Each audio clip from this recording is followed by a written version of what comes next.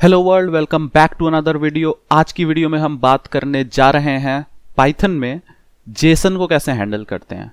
तो जेसन क्या होता है? जेसन बेसिकली होता है जावास्क्रिप्ट ऑब्जेक्ट नोटेशन। ये एक फॉर्मेट होता है जो कि अगर आप कोई भी सर्विस आज के समय में यूज़ करते हैं, ठीक है, वो वेब पे हो गया, एंड्रॉयड हो गया, कोई भी, और खासकर अगर आप जावास्क्रिप्ट में काम करते हैं तो आप जेसन में तो काम करने ही वाले हैं और हो सकता है आपने किया भी हो, ठीक है। और जेसन जो होता है ना, वो कुछ ऐसा होता है, पाइथन की डिक्शनरी जैसा होता है देखने में, लेकिन एक ही डिफरेंस होता है कि पाइथन में कुछ कुछ चीज़ें अलग होती हैं। जैसे कि आप जेसन में देखेंगे तो फॉल्स का एफ स्मॉल है और पाइथन में देखेंगे तो एफ कैपिटल होगा। उसी तरीके से कुछ चीज़ें पाइथन में अलग होती हैं और जावास्क्रिप्ट में अलग होती हैं। इसलिए हमको ये अलग से सीखना पड़ रहा है कि पाइथन में जेसन को कैसे हैंडल करते हैं, ठीक है। तो मेरे पास यहाँ पे एक स्ट्रिंग है जो कि जेसन में कुछ डेटा है मेरे पास यहाँ पे, और वो एक टास्क नाम के वेरिएबल में मेरा सेव किया हुआ है। आप देख सकते हैं यहाँ पे ये एक टास्क है और इस टास्क की एक आईडी है, ठीक है। आईडी है 3।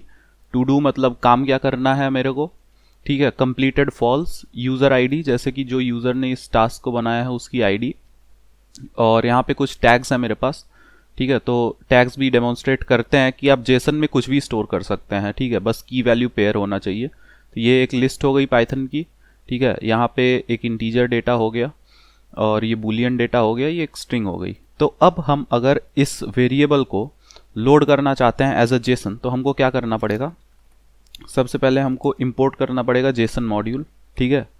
और ये जो मॉड्यूल है ना, ये पाइथन में इनबिल्ट आती है, तो हमको अलग से इंस्टॉल नहीं करना पड़ेगा इसको। अब अगर मेरे को इस वेरिएबल को टास्क नाम के एज अ डिक्शनरी लोड करना है तो मेरे को क्या करना पड़ेगा? मेरे को लिखना पड़ेगा Jason dot load S. Load S मतलब लोड स्ट्रिंग, ठीक है। तो आप ऐसे याद रख सकते हैं, लोड एस का मतलब लोड स्ट्रिंग, और आपको फिर वो स्ट्रिंग वेरिएबल का नाम देना पड़ेगा। तो यहाँ पे टास्क, तो हमने लोड तो कर लिया इसको। अब एक काम करते हैं, इसको हम लोग सेव कर लेते हैं एक वेरिएबल में, ठीक है। तो पार्स्ड टास्क, ठीक है, parsed task is equal to JSON dot loads. और एक काम करते हैं, अब इस पार्स्ड टास्क को प्रिंट करके देखते हैं, ठीक है। रन करें तो यहाँ पे हमारे पास प्रिंट होके आ गया है। एक काम करते हैं, टास्क को भी प्रिंट करके देखते हैं और देखते हैं दोनों में डिफरेंस क्या है हमारे पास। तो यहाँ पे आप देख सकते हैं कि ये डिफरेंस है कि यहाँ पे जो कोट्स हैं वो अलग हैं।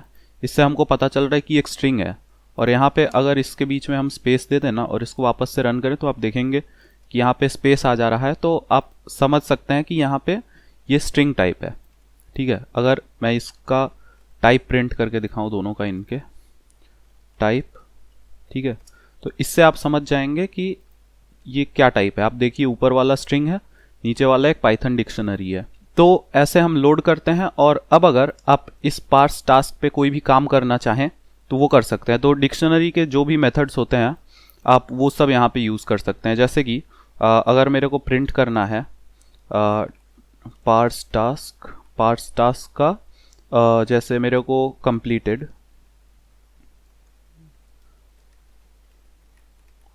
इसको अगर प्रिंट करें तो आप देखेंगे यहाँ फॉल्स आ रहा है, ठीक है। और अगर इसका टाइप हम लोग प्रिंट करें तो आप देखेंगे बूलियन आ रहा है, ठीक है, बूल आ रहा है यहाँ पे। इसका मतलब कि ये पूरा पाइथन में कन्वर्ट हो चुका है ये वाला स्ट्रिंग, ठीक है। तो अब इसको एज अ डिक्शनरी ट्रीट कर रहा है हमारा पाइथन इंटरप्रेटर। तो अब हम पार्स टास्क में जो भी चेंज करना चाहें वो कर सकते हैं, और मैं कुछ चेंज करके आपको दिखाता हूँ। जैसे कि पार्स टास्क का जो टास्क का आईडी है, इसको एक काम करते हैं, हम लोग 5 कर देते हैं, ठीक है। और अब प्रिंट करते हैं पार्स टास्क और इसको रन करें तो आप देखिए यहाँ पे आईडी 5 हो गई है हमारी। और एक काम करते हैं, यहाँ पे और एक चेंज करते हैं कि इसका जो टू डू है, लिसन टू अ सॉन्ग, ठीक है, ऐसे कर देते हैं। और यहाँ पे इज डन, अच्छा इज डन नहीं है, ये कंप्लीटेड है। कंप्लीटेड जो है हमारा, इसको भी फॉल्स की जगह पे ट्रू कर देते हैं, ट्रू। और उसी के साथ में टैग्स भी हम लोग चेंज कर देते हैं, ताकि मैं आपको दिखा दूं कि हर तरीके का डेटा हम लोग यहाँ पे चेंज कर सकते हैं, ठीक है। तो यहाँ पे हम लोग क्या देते हैं, ये वैसे तो पर्सनल और एंटरटेनमेंट टैग्स ही तो मेरे को अभी सूझ रहा है। एक काम करते हैं, यहाँ पे लिसन टू सॉन्ग की जगह पे इसको लर्न पाइथन, ठीक है। और अब यहाँ पे हम लोग टैग्स में दे देते हैं पाइथन प्रोग्रामिंग लर्निंग, ठीक है, ऐसे कर देते हैं। और अब हम लोग अगर इसको प्रिंट करके देखें तो आप यहाँ पे देखेंगे जो भी हमने चेंजेस किया है वो सारी चेंजेस रिफ्लेक्ट हो रही हैं हमारे इस टास्क में।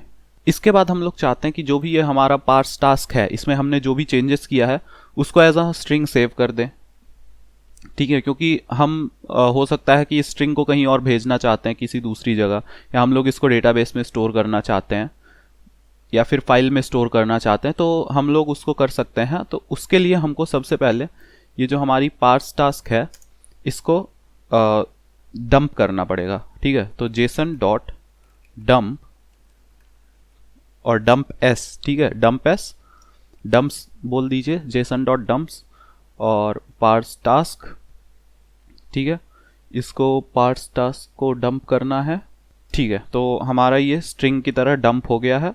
एक काम करते हैं, डंप टास्क, ठीक है, तो मैं इसको ऐसे सेव कर ले रहा हूं।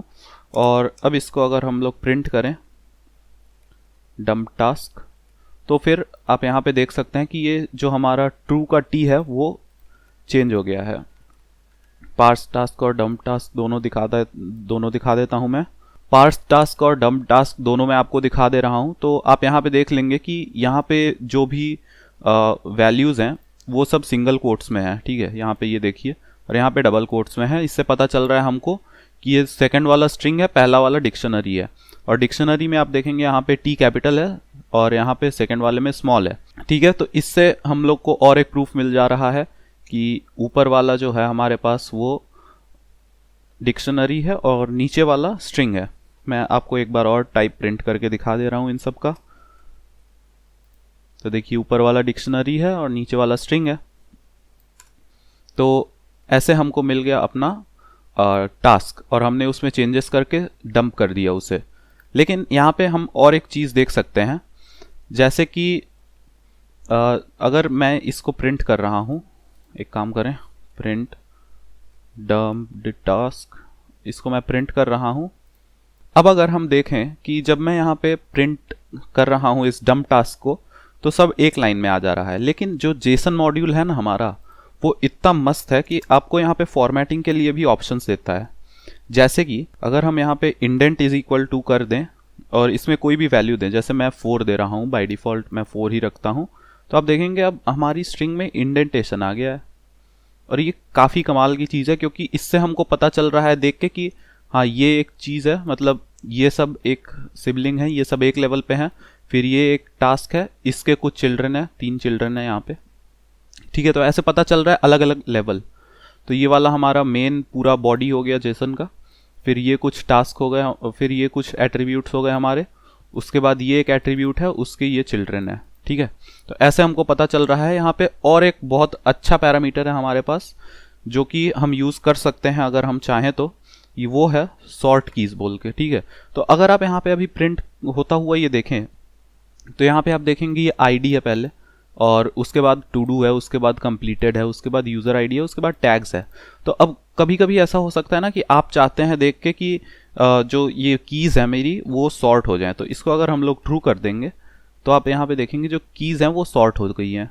तो जैसे अब कंप्लीटेड पहले आ गया, सी फिर आई फिर टी फिर यू, ठीक है। तो ऐसे कभी कभी सुविधा होती है, लेकिन हो सकता है कभी कभी ना भी हो सुविधा। जैसे कि यहाँ पे पहले आईडी था, तो कई बार होता है कि लोगों को आईडी देखना पसंद होता है पहले, तो कभी आपको सुविधा दे भी सकता है, नहीं भी दे सकता है, आपकी आपकी यूज़ केस पे डिपेंड करता है, ठीक है। अब इसके बाद सॉर्ट कीज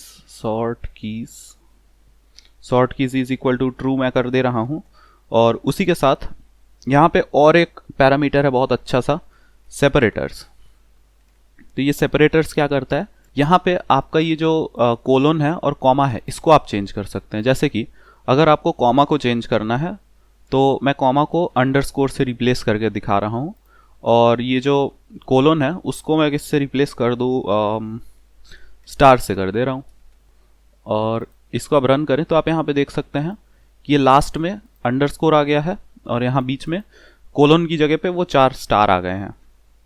ठीक है, तो ये कुछ पैरामीटर्स हो गए हमारे पास जो कि आप रख सकते हैं अगर आपको बाय डिफ़ॉल्ट जो कैरेक्टर्स मिल रहे हैं सेपरेटर्स, वो अगर आपको पसंद नहीं आ रहे हैं।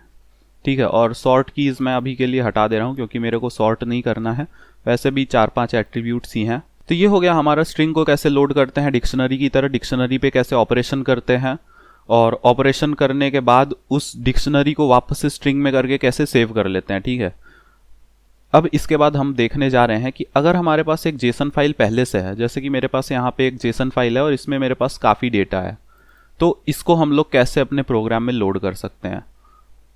तो उसके लिए मैं एक काम करूँगा, ये जितना भी कोड है मैं इसको कमेंट आउट कर दे रहा हूँ और ये पड़ा रहने देते हैं। ये हाँ, ये वाला वेरिएबल मैं रहने दे रहा हूँ क्योंकि इसकी वजह से कोई इनपुट नहीं आएगा हमारे पास। अब आप यहाँ पे देख सकते हैं जो डेटा डॉट जेसन फाइल है मेरी, वो उसी फोल्डर में है जिस फोल्डर में मेरी मेन डॉट पाई फाइल है। तो ये एक ही फोल्डर में है, तो इसीलिए मैं पूरा पाथ नहीं दे रहा हूँ, क्योंकि जब पूरा पाथ नहीं देते हैं तो बाय डिफ़ॉल्ट उसी फोल्डर में चेक करता है प्रोग्राम। तो एक काम करते हैं, अगर आपको डेटा डॉट जेसन लोड करनी है अपने प्रोग्राम में, तो उसके लिए आपको एक फाइल ऑब्जेक्ट क्रिएट करना पड़ेगा। तो उसके लिए सबसे पहले हम करेंगे डेटा ऑब्जेक्ट। एक काम करते हैं, फाइल ऑब्जेक्ट ही करते हैं ना, फाइल ऑब्जेक्ट। और मैं ये बस आपको समझने के लिए लिख रहा हूँ, आप इसका नाम कुछ भी रख सकते हैं। तो फाइल ऑब्जेक्ट और ओपन फंक्शन को हमको कॉल करना पड़ेगा। और कौन सी फाइल ओपन करनी है हमको, डेटा डॉट जेसन। ठीक है, ये हम लोग ओपन कर चुके। अब हम लोग ओपन किए हैं तो इसको सबसे पहले हम लोग क्लोज कर देते हैं, डॉट क्लोज। तो मैंने ये फाइल सबसे पहले क्लोज इसलिए की क्योंकि जब भी हम कभी फाइल ओपन करते हैं तो हमको उसको क्लोज कर देना चाहिए। ठीक है, और मैं बाद में ना भूल जाऊं इसलिए मैं अभी कर दे रहा हूं। और फाइल ऑब्जेक्ट को क्लोज कर दिया है मैंने। और अब देखेंगे आप तो इसके बीच में मैं कुछ कोड लिख रहा हूं जो कि है जेसन डॉट लोड। ठीक है, ये एक फंक्शन है और ये क्या करता है, एक फाइल ऑब्जेक्ट लेता है। तो इसको जेसन डॉट लोड करा रहे हैं हम कि जो इस फाइल में जेसन है उसको लोड कर दो, और इसको एक वेरिएबल में स्टोर कर लेते हैं फाइल जेसन में। ठीक है, file JSON is equal to JSON dot load file object. तो अब मैंने इसको लोड कर लिया है और अब इसके बाद भी हम लोग इसको यूज़ कर सकते हैं। मैंने फाइल को क्लोज कर दिया और इसके बाद अगर हम लोग प्रिंट करें फाइल जेसन ना, फाइल जेसन, तो फिर आप देखेंगे यहाँ पे हमारे पास वो डिक्शनरी आ गई है। बस टर्मिनल को थोड़ा सा बड़ा करना है मुझे, रन करें तो देखिए यहाँ पे डिक्शनरी आ गई है मेरे पास। अब यहाँ पे आप देख सकते हैं कि इतने सारे मेरे पास आइटम्स हैं। और एक काम करता हूँ, मैं इसका टाइप भी आपको प्रिंट करके दिखा दे रहा हूँ ताकि आपको पता चल जाए कि ये डिक्शनरी ही है। ठीक है, तो मेरे पास यहाँ पे इस वेरिएबल में स्टोर हो गया है ये जेसन। अब हम लोग इस जेसन पे ऑपरेशन कर सकते हैं जो भी हमको करना हो। तो मैं एक काम करता हूँ, इसको साइड में खोल ले रहा हूँ और इसको क्लोज। अब मैं कुछ चेंजेस करके आपको बताता हूँ कि मैंने क्या क्या चेंजेस किए हैं।